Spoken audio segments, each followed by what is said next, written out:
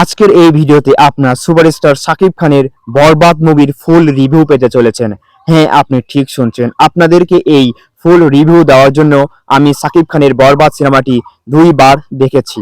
দুইবার দেখে আপনাদেরকে ফুল রিভিউ দেওয়ার জন্য নিজেকে প্রস্তুত বলে দাবি করছি। আপনারা যদি এই রিভিউটা দেখেন, আশা করি বরবাদ সিনেমার সকল খুঁটিনাটি সম্পর্কে আপনারা জানতে পারবেন।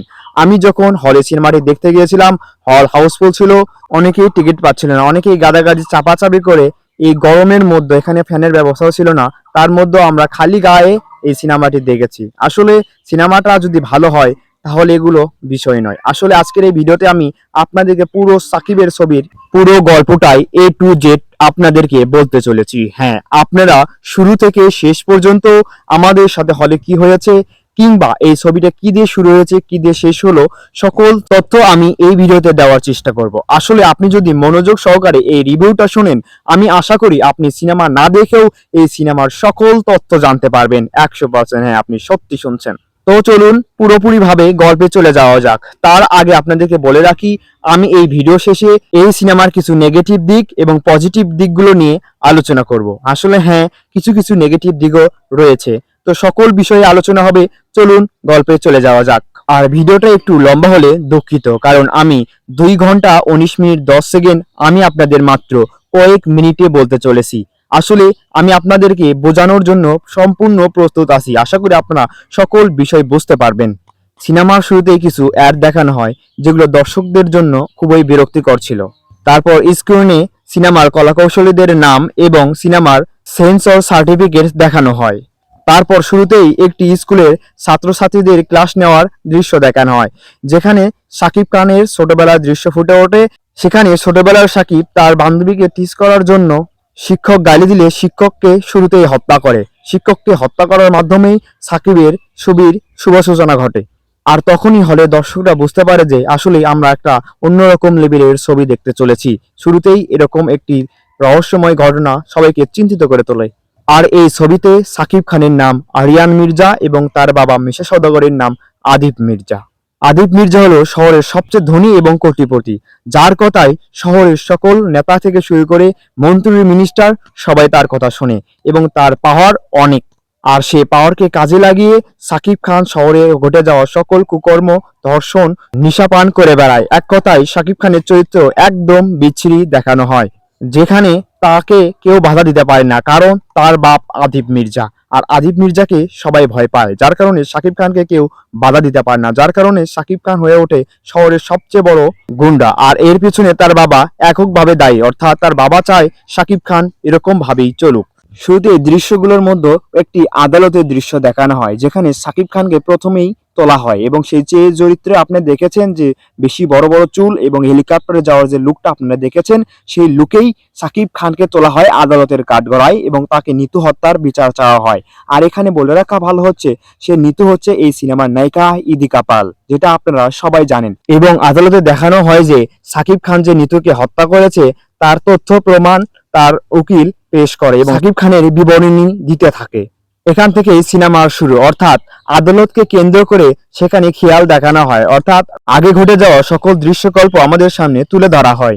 সেখানে দেখানো হয় শহরের সবচেয়ে বখাটে ছেলে আরিয়ান মির্জা একটা বারে গিয়ে নিতুর সাথে পরিচিত হয় এবং সেখানে নিতু তার পরিচয় দেন তিনি একটি দরিদ্র তহবিল সংগঠনের একজন কর্মী।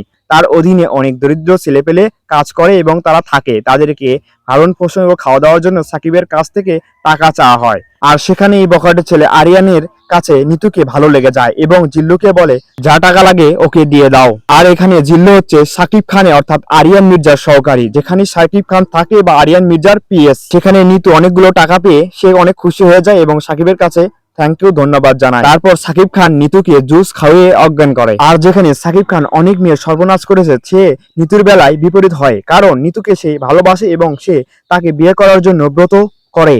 তারপর থেকে নিতু এবং আরিয়ান খানের মধ্যে একটি কেমিস্ট্রি লক্ষ্য করা যায় এবং তাদের মধ্যে ভিলেনি গেট আপ এবং নিতুর আশ্চর্যজনক রহস্যময় চরিত্র ফুটে ওঠে সবার কাছে এবং দুজন একে অপরকে ভালোবাসে এবং নিতু তাকে গ্রহণ করে। এক পর্যায়ে তারা বিয়ের জন্য সাকিব খানের বাবা আদিপ মির্জার কাছে পরিচিত হতে যায় এবং আদিপ মির্জাও বলে তুমি নিতুকে আমার কাছে নিয়ে এসো এবং আমি তোমাদের বিয়ে দেব।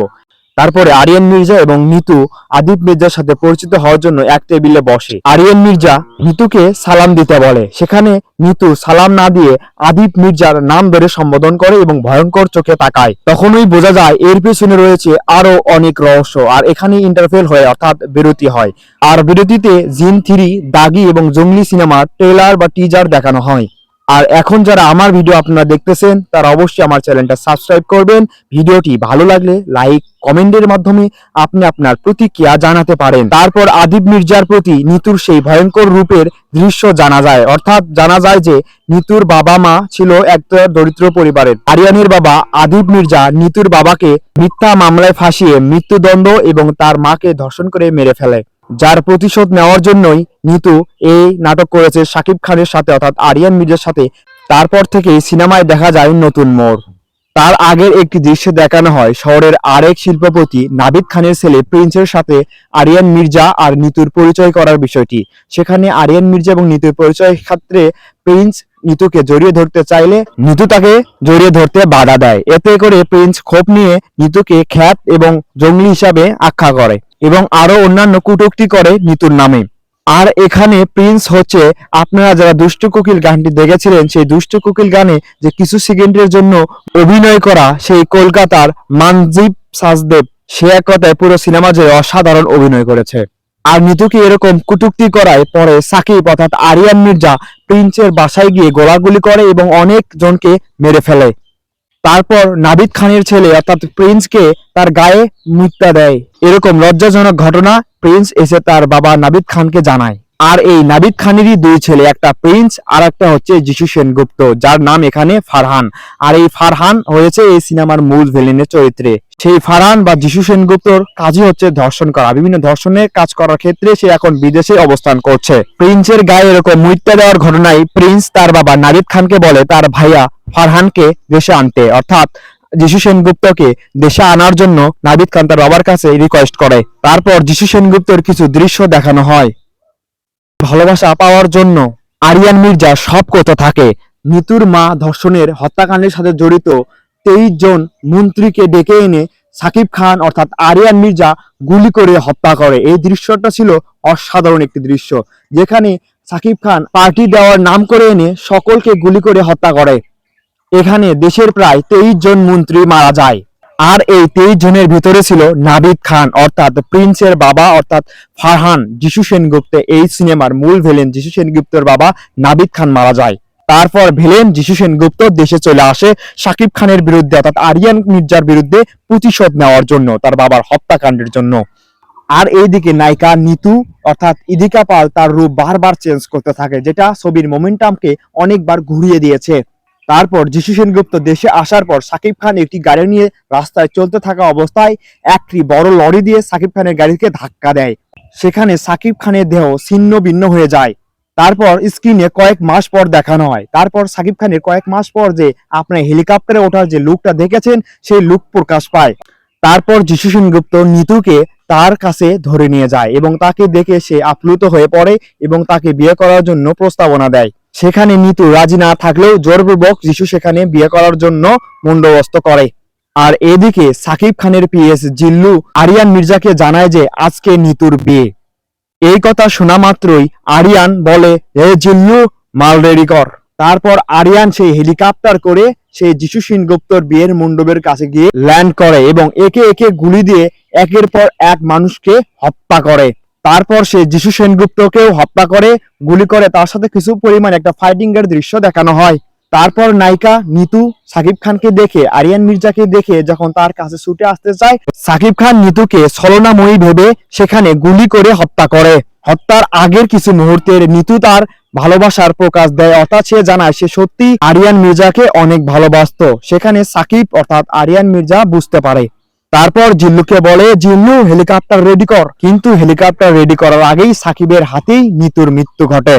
তারপর সেই আদালতের দৃশ্যে আবার ফিরে আনা হয়। সেখানে প্রমাণিত হয় যে সাকিব নিতুকে হত্যা করেছে এবং এক পর্যায়ে সাকিব নিজেই স্বীকারোক্তি দেয় যে আমি দোষী, আমাকে সর্বোচ্চ শাস্তি দিন। এবং এক পর্যায়ে আদালত তাকে ফাঁসি দেওয়ার হুকুম দেয় এবং যে সময় সাকিবের ফাঁসি হচ্ছিল সেই সময় আদিপ মির্জা এবং আরিয়ান মির্জা দুইজনই একই সাথে মৃত্যুবরণ করে। কারণ সাকিব অর্থাৎ আরিয়ান মির্জার ফাঁসিতে মৃত্যু হলেও তার বাপ আদিব মির্জা সাকিবকে এত ভালোবাসতো, তার কারণে সে নিজেই তাকে হত্যা করে। ছবি এখানেই শেষ হয়। এখন আসি ছবির কিছু পজিটিভ দিক এবং নেগেটিভ দিক নিয়ে।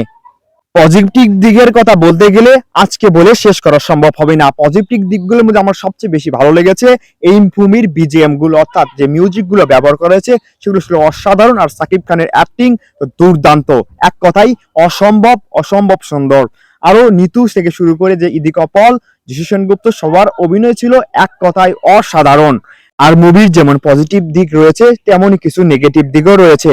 নেগেটিভ দিকগুলোর মধ্যে সবচেয়ে বেশি অন্যতম সেটা হচ্ছে এই সিনেমা জুড়ে অভিনয় করা যিশু সেনগুপ্তকে মাত্র অল্প টাইম স্ক্রিনে দেখানো হয়েছে, অর্থাৎ সে যে একটা ভিলেন তার একটা অল্প কাস্ট করা একটা খুবই দুঃখজনক বিষয় ছিল। দর্শকরা যিশু সেনগুপ্তকে আরো অনেক সময় ধরে স্ক্রিনে চেয়েছিলেন, আর যিশু সেনগুপ্ত যেটুকু অভিনয় করেছে সেটুকু ছিল অসাধারণ অসাধারণ অসাধারণ। আর এই ভিডিওটা বানাতেও কিন্তু আমার অনেক সময় লেগেছে। সবাই একটু লাইক কমেন্ট সাবস্ক্রাইব করবেন, আর হলে গিয়ে এই বরবাদ মুভিটি দেখবেন। শুধু বরবাদ মুভি নয়, আপনারা জঙ্গলি, দাগি থেকে শুরু করে যেসব হলে মুক্তি পেয়েছে সকল ছবি দেখুন। বাংলা ইন্ডাস্ট্রির পাশে থাকুন।